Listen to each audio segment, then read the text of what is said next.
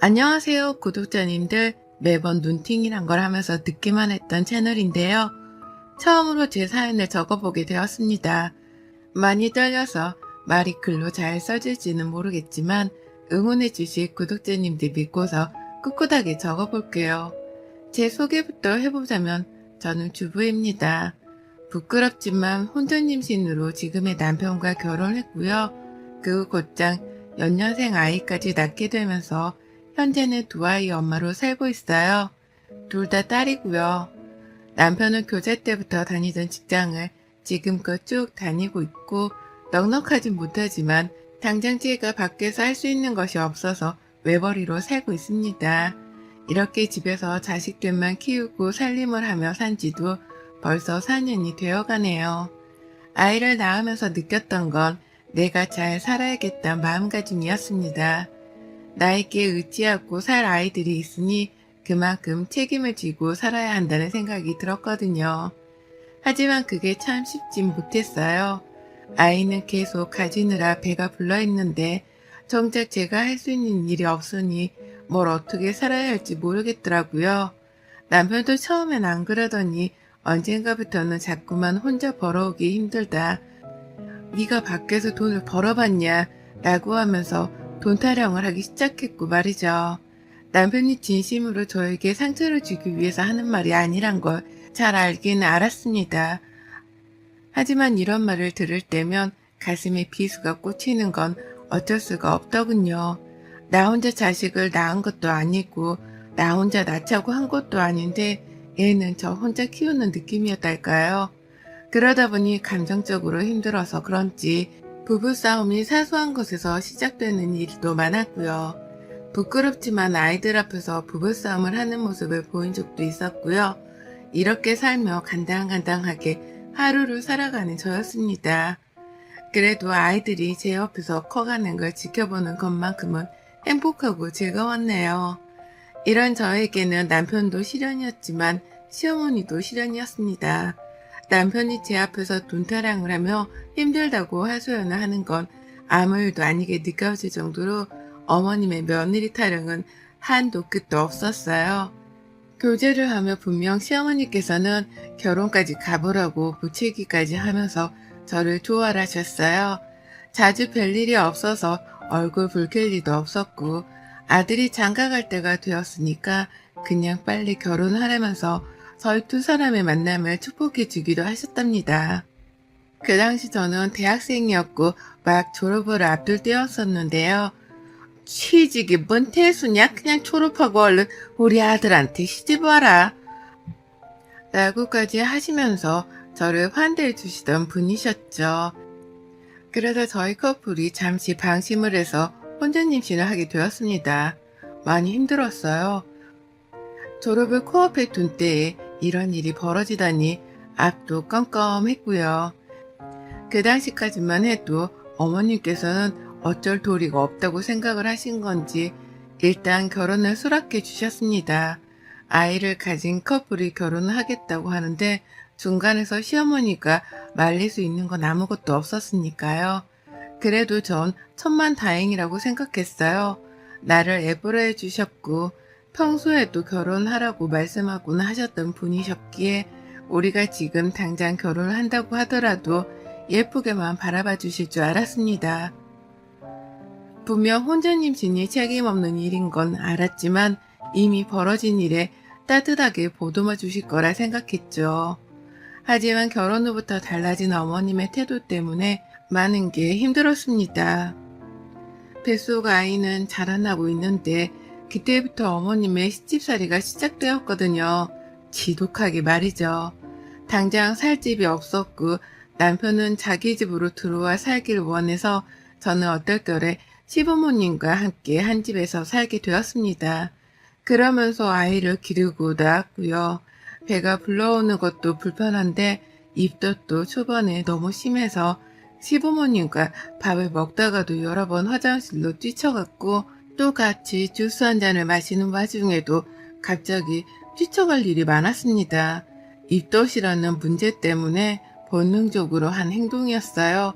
하지만 한두 번 처음에는 입덧 때문에 저런 거다. 나도 임신했을 때 저랬다. 라고 이해를 해주시던 어머니께서는 그 후부터는 또 다르게 반응을 하시더라고요. 참, 입덧 한번 지독하게 한다. 누가 보면 입으로 애를 낳는 줄 알겠다 너. 라면서 화장실로 뛰어가는 제게 들으라고 큰 소리를 팍팍 내시는데 울컥 하더라고요. 이런 말을 듣고 나니 하루 종일 마음도 불편하고 태교는커녕 제 마음 가누는 것조차 신경을 쓰기가 힘들었습니다. 상처를 받았으니까요. 하지만 어머님의 막말의 정도는 갈수록 심해져 갔어요. 너 또 밥 먹는 도중에 입덧하기만 해봐. 내가 더러워서 밥을 못 먹어 정말. 라고 하며 미리 입덧하는 걸 하지 말라 경고의 말씀을 날리기도 하셨고요. 밥을 아예 따로 먹자면서 밥그릇 개수부터 하나를 줄이시더라고요. 가족들이 다 먹은 후에 먹으라면서 말이죠. 완전히 말만 며느리였을 뿐 저는 이 집안의 콩쥐와도 다름이 없었습니다. 남편도 저를 구박하는 시어머니를 말릴 생각이 없는지 이따 내가 국 다시 끓여서 줄게 라고 하면서 어머님의 말씀에 동조를 하기까지 하더라고요.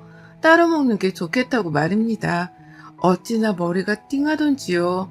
내가 이 꼴을 보자고 남편이랑 사랑도 나누고 덜컥 애도 낳겠다고 한 건가 싶어서 그제서야 슬슬 현타가 오기 시작했어요. 내가 내 인생을 진흙탕에다가 스스로 빠뜨리고 있다는 생각이 강하게 들다 보니 슬슬 조바심도 생겼습니다. 하지만 저는 저 혼자서 할 수 있는 것이 없었어요. 졸업을 하자마자 애도 낳았고 애를 키워야 하는데 이 애들을 시어머니한테 맡겨놓고 나갈 수도 없었거든요. 육아에는 도움을 주려고 하지도 않고 애들이 웃을 때만 옆에 와 아이들을 안아보는 어머니께 기대할 수 있는 건 없었어요. 기대하고 싶지도 않았고요.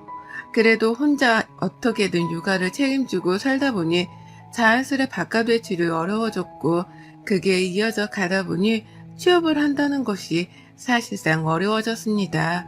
그렇게 저는 조금씩 더 작아져 갔고요. 아이를 낳아도 달라지지 않는 시어머니의 무례한 태도, 그리고 더 심해져 가기만 한 남편의 무심한 태도를 견뎌가다 보니 자존감은 계속해서 떨어졌어요. 원래도 그다지 크지 못했던 제 자존감이었는데 결혼하고 나서는 자신감까지 떨어지다 보니 정말 누가 봐도 바보스러운 죄가 되었답니다. 그나마 작년 12월부터 조금 나아지기 시작했어요. 남편의 근무지 위치가 변경이 되면서 저희 네 가족들이서 분가를 하고 이사를 나오게 되었거든요. 시어머니라도 안 보고 사니까 그것만으로도 숨통은 트이더라고요. 여전히 어머님이 제 집처럼 나들이 하듯이 저희 집을 찾아오긴 하셨으나 잠자는 시간 동안만이라도 나를 호출하는 사람 하나가 없다는 것이 저에게는 너무나 만족스러웠습니다. 아침에 눈을 떠 바로 시어머니 시중을 들지 않아도 된다는 것 또한 제게는 너무 감사한 일이었고요. 하지만 떨어져 살아도 한두 번씩 큰 문제들이 닥쳤어요. 일방적으로 시집살이를 부끄럽지 않게 해대는 어머님 때문에 문제는 계속해서 생겨날 수밖에 없었는데요. 바로 얼마 전 너무 큰 사고를 어머님이 치시는 바람에 제가 이렇게 사연까지 적어보내게 되었습니다. 아무리 생각해도 한심스럽고 쌍욕이 절로 튀어나와서 저 혼자 꿈쳐두고 알기엔 답답했거든요. 5만 군데에 다 소문이라도 내서 시어머니께 개망신이라도 시켜주고 싶었네요. 얼마 전 시어머니 생신이었어요. 뭐 대단한 사람도 아니고 제게는 부정적인 이미지가 너무 큰 분이어서 생신을 특별하게 챙겨드리고 싶은 마음은 없었습니다.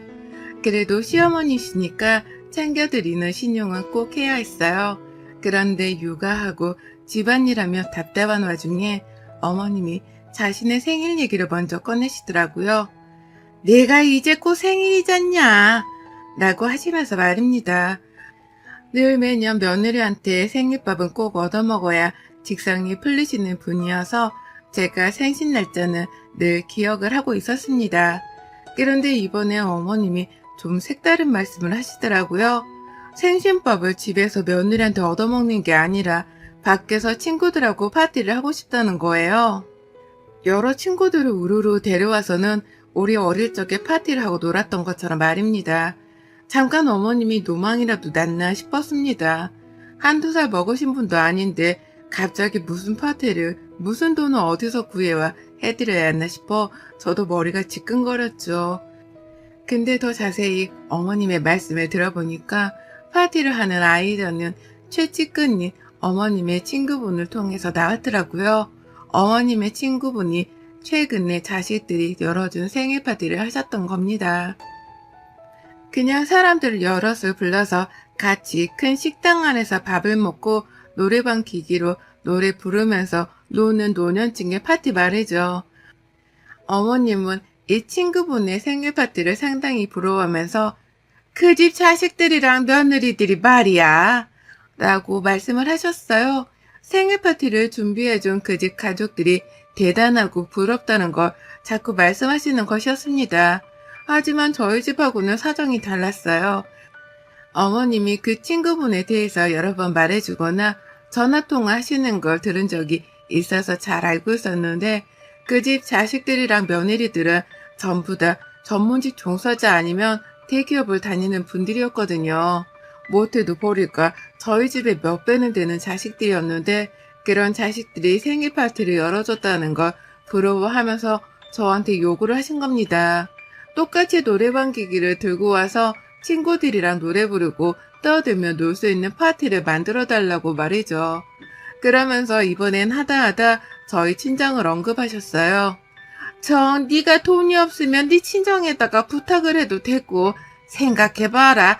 너 결혼하면서 들고 온 혼수도 별로 없었고 크게 들고 온 거라고 해봤자 펠소가이밖에 더 있었냐? 이제라도 늦지 않았으니 네 친정에 잘 말해서 시애미 호강 좀 시켜줘라. 라고 하면서 금전적인 도움을 저희 친정에서 받아도 된다고 하시더라고요.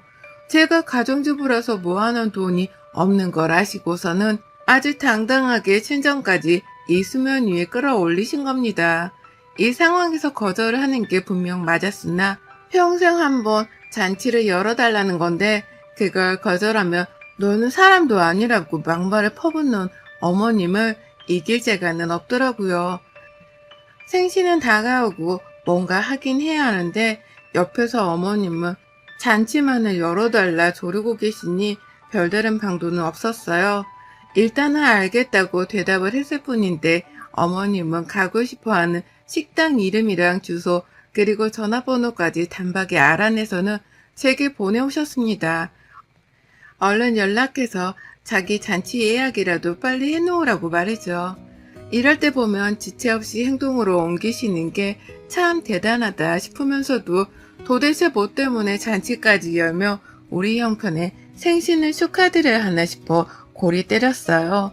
그래도 평생에 한 번이라고 하는 걸 보면 환갑 때 따로 잔치를 못 가지고 어영부영 보낸 것이 속상하셔서 저러는 건가 싶어 안쓰럽기도 했습니다. 그리고 전 어머님 말씀대로 친정의 도움을 요청해서 돈을 꿔야 하나 생각도 했지만 도저히 그러지는 못할 것 같아서 남편에게 도움을 청했죠. 어머님이 잔치를 열고 싶어 하시는데 같이 좀 준비를 할 수 없냐고 말이죠. 남편도 시어머니를 전혀 이해하지 못했지만 저한테만큼 독촉 전화를 해오면서 잔치를 열 거라고 졸라대는 어머님을 말리지 못했답니다. 그리고는 제가 총대를 메고 식당부터 예약했네요. 식당을 예약하는 데 있어서 예약금이 있었어요. 노쇼가 일어날 경우 발생할 손해를 방지하기 위해서 미리 예약금을 걸어두는 것이었죠. 어머님 말씀으로는 15 정도의 손님을 초대할 거라고 하셨고 그래서 그 인원에 맞게 예약을 했습니다. 거기가 뷔페였는데 인당 가격에 맞춰 절반인분의 예약금을 받길래 20만원 정도를 먼저 지불했어요.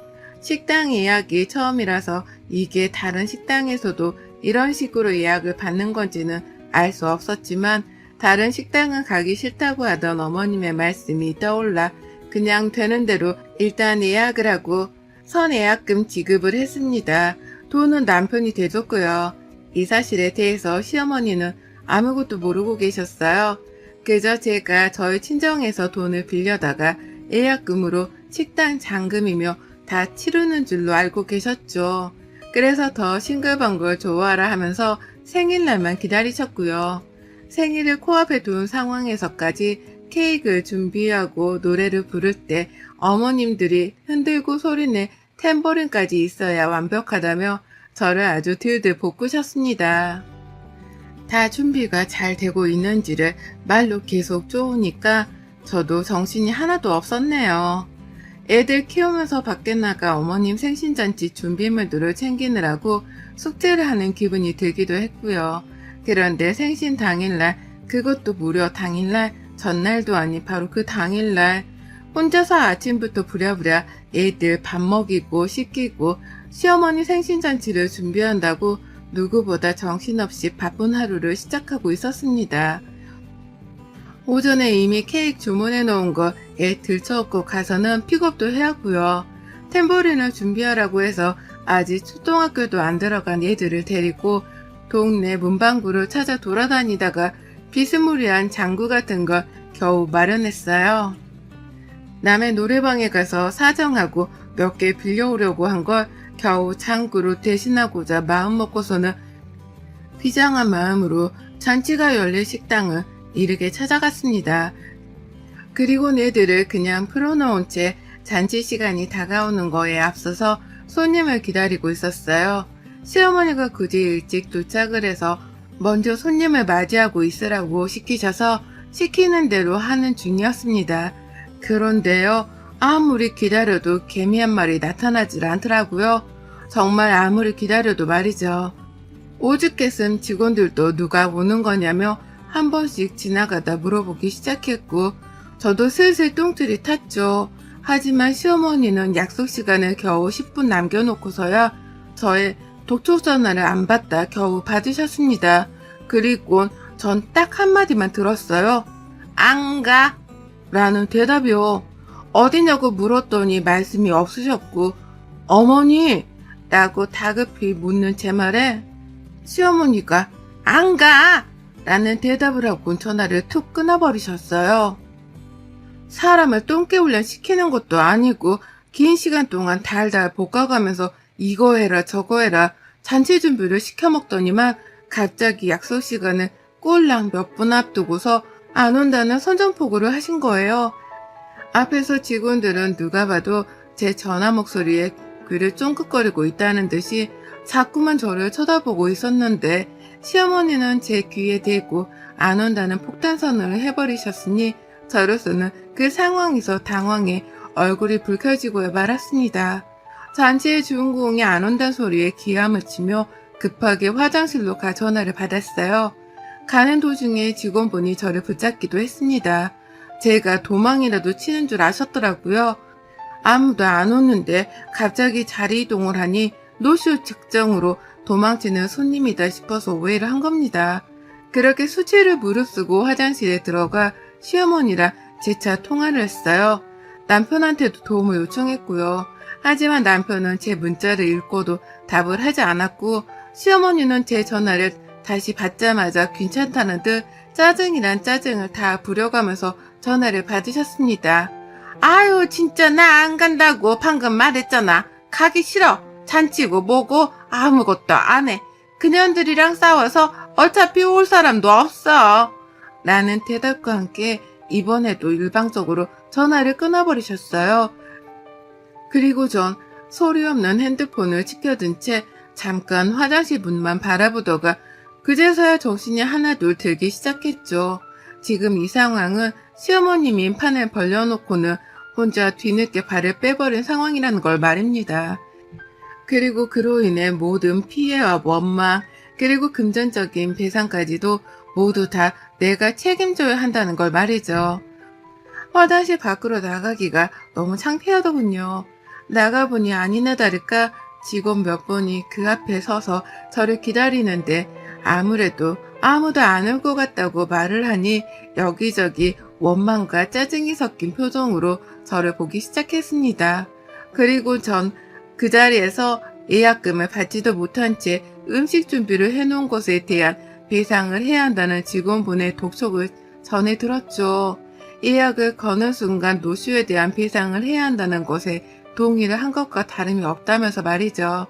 노래방 기기를 굳이 준비해달라고 해서 굳이 가장 깊숙한 방에 기기까지 옮겨서 방 세팅을 해놨는데 이제 와서 파티를 안 한다고 하니 모두가 다 멘붕에 빠졌습니다.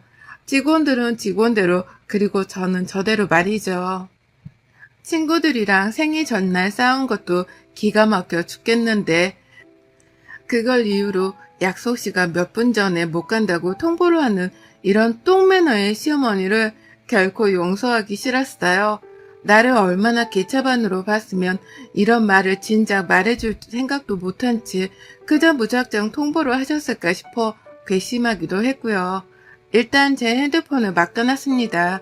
다시 식당에 돌아와 보상을 하겠다는 의미로 말이죠. 나이 어린 제가 애는 돌을 끼고 있는데 노쇼까지 해버린 사람이 가족이다 보니 저를 보는 직원들의 표정은 그때까지도 하나같이 차가웠습니다. 하지만 전 꿋꿋해야만 했고 그 상황을 뚫고 나오며 보채는 애들을 따라 결국 식당 앞에 쭈그려 앉아 울음을 터뜨리고 말았습니다. 내가 왜 안 당해도 될 이런 시선과 무안을 받아가면서 시어머니의 시중을 들어야 하나 싶어 인생 자체가 쪽이 팔리다 못해 한심스러웠거든요. 그리고 그날 전 집에 아이들을 놔두기만 하고선 남편이 퇴근을 하자마자 바톤 터치를 하고 바로 시댁으로 향했습니다. 시댁 간다는 제 말에 남편이 처음엔 그러려니 했는데요. 오늘 끝장을 보고 올 거니까 상관마 라는 말로 도망치듯 집을 나가는 저를 보더니만 뒤에서 애타게 저를 불러대더라고요. 하지만 전 남편을 무시한 채 시댁으로 향했고 시댁으로 가자마자 절 보고 무안한지 왜 왔냐고 대충 묻고는 TV로 시선을 돌리는 시어머니를 보며 차라리 다행이라는 생각으로 안방에 쳐들어갔네요. 들어가자마자 문을 걸어 잠갔고 충분한 시간 동안 방 안에서 시어머니의 가방이며 옷장을 뒤졌습니다. 시어머니가 쓰는 카드를 찾으려고요. 그제서야 밖에서 TV를 보려고만 하시던 시어머니가 안방까지 찾아오셔서는 방문을 두드리며 열라고 보채더라고요.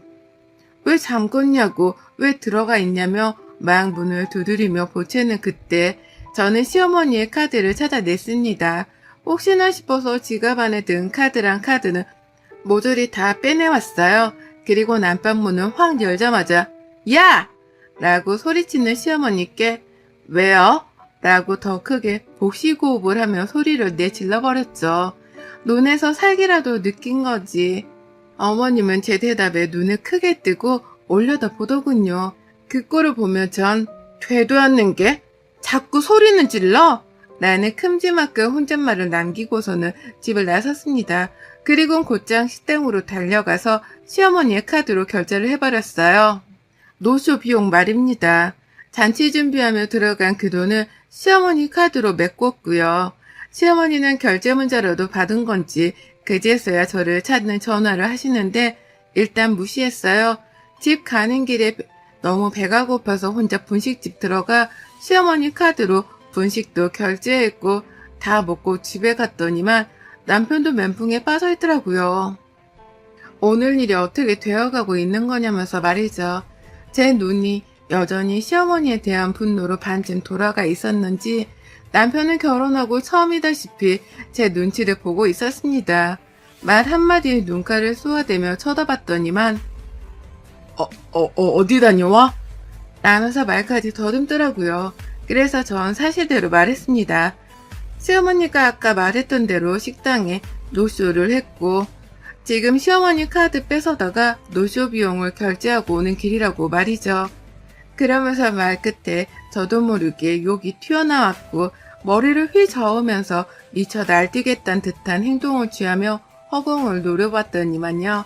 하루 종일 제 연락은 씹으며 모른 척하고 있던 남편이 고개를 끄덕거리면서 잘했다는 듯한 행동을 보이더라고요. 잘하고 왔다고 말이죠. 시어머니 카드 뺏어온 것도 잘했고 그걸로 노쇼 비용을 결제하고 온 것도 잘했다면서 저는 말도 안 했습니다. 그래서 전 시어머니 카드를 남편에게 던지며 알아서 건네주라고 했죠. 저는 시어머니를 꼴도 보기 싫었습니다. 그리고 그날 밤 시어머니는 늦지막히 시아버지와 함께 저희 집을 찾아오셨고요. 남편은 시어머니를 집안에 들이지 않는 대신 현관 밖에서 카드를 돌려주고 내보내셨습니다. 얼핏 듣기로는 시어머니가 왜 집안에 들이지 않는 거냐며 따져묻는 소리가 흘러나오기도 했는데 남편이 그러더라고요. 엄마, 오늘 날 잘못 잡았어. 더 난리 나기 전에 빨랑 집에 가. 라고 말이죠. 얼떨결에 저는 시어머니 지갑에 손까지 댄 며느리가 되었는데도 결국 시어머니는 본인이 잘못한 게 있어서 땡소리 한번 못 지르고 가버리셨답니다. 본인이 저지른 짓이 있었기에 큰 소리를 못 내는 건 당연한 것이었네요. 시어머니께 당한 게 있으니 제가 화를 내는 것도 당연한 것이었고요. 그리고 전 이번에 시어머니로 인해 똥개 훈련을 당한 걸 본보기 삼아서 이제 평생 동안 시모생신을 모른 척 하기로 했습니다. 자기가 선물이라도 받고 싶으면 알아서 잘 하겠죠. 전 이제 먼저 잘해주고 살살 기어가면서 시모생신상의 생신잔치까지 차려드릴 마음은 전혀 없고요. 여러분의 생각은 댓글로 남겨주세요. 오늘도 시청해주셔서 정말 감사합니다.